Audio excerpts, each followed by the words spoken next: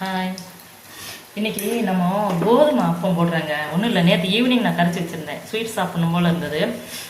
But டவுனுக்கெல்லாம் போக முடியாது, 2-3 நாளாக சரியான மழை.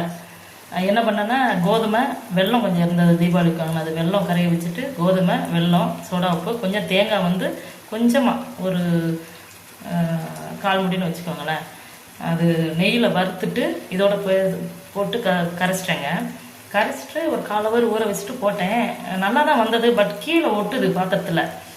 அப்போ கொஞ்சம் கோதுமை சேர்க்க வேண்டியது இருக்குமோ என்னமோ அப்படின்ட்டு ஒரு 2-3 போட்டேங்க. சரி போதும் இப்போதைக்கு அப்படின்னு சொல்லிட்டு எடுத்து என்ன பண்ணேன், ஃப்ரிட்ஜில் வச்சுட்டேன். இன்றைக்கி ஃப்ரீசரில் வச்சேன். ஒரு 10 மினிட்ஸ் போடுறதுக்கு முன்னாடி பாத்திரத்தில் போடுறதுக்கு முன்னாடி ஃப்ரீசரில் வச்சேன். வச்சு இப்போ போட்டேங்க. பாருங்கள், நல்லா வருது, ஒட்டவே இல்லை, சூப்பராக வருது இன்னைக்கு. உங்களுக்கு இந்த மாதிரி ஆச்சுன்னா நீங்கள் இந்த டெக்னிக்கை யூஸ் பண்ணலாம்.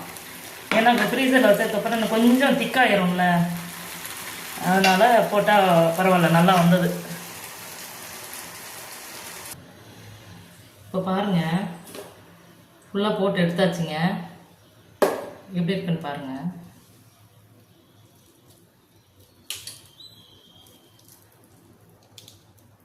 சூப்பராக இருக்குங்க. ஈவினிங் ஸ்நாக்ஸ் சட்டுன்னு. நானும் இப்போ டியூட்டிக்கு போயிட்டு வந்து தாங்க ஒரு 10 மினிட்ஸில் டக்குன்னு போட்டு எடுத்தேன்.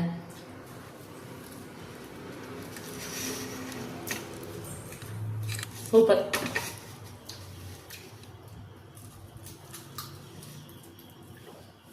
Super super. சாப்பிட்டு என்ன பண்ணுவோம், கோதுமை அப்போ செஞ்சேன் இல்லையா, அது மீஷோவில் ஒன்று ஆர்டர் பண்ணியிருந்தேங்க. கிட்டத்தட்ட இந்த மந்த்தையும்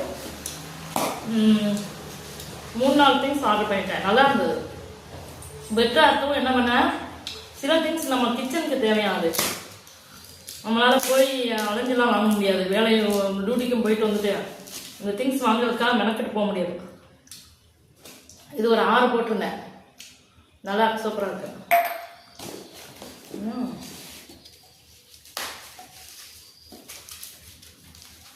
நல்லா பேக் பண்ணி வச்சுருக்காங்க, உடச்சிடக்கூடாது. ஓகேவா? 2 3